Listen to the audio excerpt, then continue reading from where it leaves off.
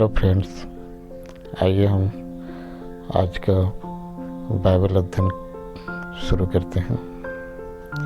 आज हम पढ़ेंगे उत्पत्ति 2 अध्याय। यों आकाश और पृथ्वी और उसकी सारी सेना का बनना समाप्त हो गया और परमेश्वर ने अपना काम जिसे वह करता था 7वें दिन समाप्त किया। और उसने अपने किए हुए सारे काम से 7वें दिन विश्राम किया। और परमेश्वर ने 7वें दिन को आशीष दी और पवित्र ठहराया, क्योंकि उसमें उसने सृष्टि की रचना के अपने सारे काम से विश्राम लिया। आकाश और पृथ्वी की उत्पत्ति का वृत्तांत। आकाश और पृथ्वी की उत्पत्ति का वृत्तांत यह है कि जब वे उत्पन्न हुए, अर्थात जिस दिन यहोवा परमेश्वर ने पृथ्वी और आकाश को बनाया, तब मैदान का कोई पौधा भूमि पर न था और न मैदान का कोई छोटा पेड़ उगा था, क्योंकि यहोवा परमेश्वर ने पृथ्वी पर जल नहीं बरसाया था और भूमि पर खेती करने के लिए मनुष्य भी नहीं था। तो भी कोहरा पृथ्वी से उड़ता था, जिससे सारी भूमि सिंच जाती थी। तब यहोवा परमेश्वर ने आदम को भूमि की मिट्टी से रचा और उसके नथनों में जीवन का श्वास फूंक दिया और आदम जीवित प्राणी बन गया। और यहोवा परमेश्वर ने पूर्व की ओर अदन में एक वाटिका लगाई और वहाँ आदम को जिसे उसने रचा था रख दिया।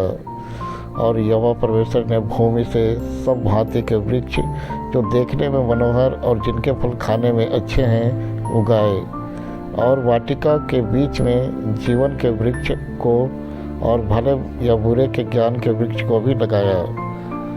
उस वाटिका को सींचने के लिए एक महानदी अदन से निकली और वहाँ से आगे बढ़कर 4 धाराओं में बट गई। पहली धारा का नाम पिसोन है। यह वही है जो हवीला नाम के सारे देश को, जहाँ सोना मिलता है, घेरे हुए है। उस देश का सोना चोखा होता है, वहाँ मोती और सुलेमानी पत्थर भी मिलते हैं। दूसरी नदी का नाम गिहोन है। यह वही है जो कूश के सारे देश को घेरे हुए है। और तीसरी नदी का नाम हिद्देकेल है। यह वही है जो असूर के पूर्व की ओर बहती है। और चौथी नदी का नाम फरात है। तब यहोवा परमेश्वर ने आदम को लेकर अदन की वाटिका में रख दिया कि वह उसमें काम करे और उसकी रक्षा करे।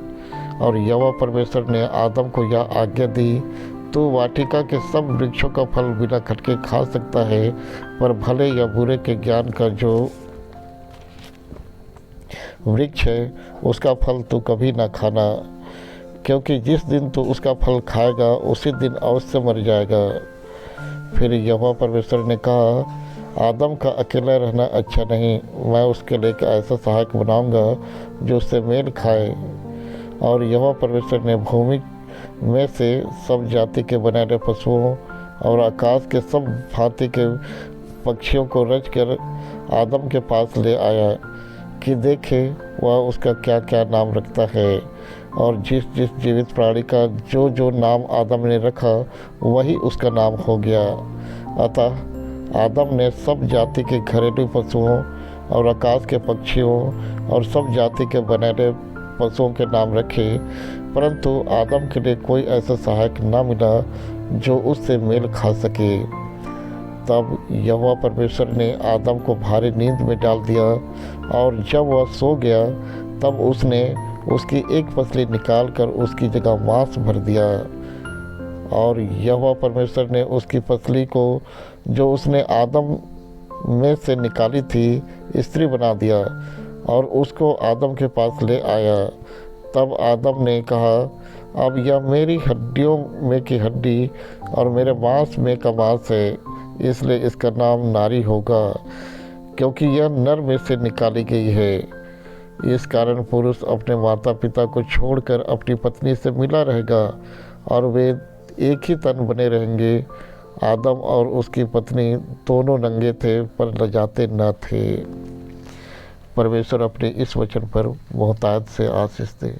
आमीन।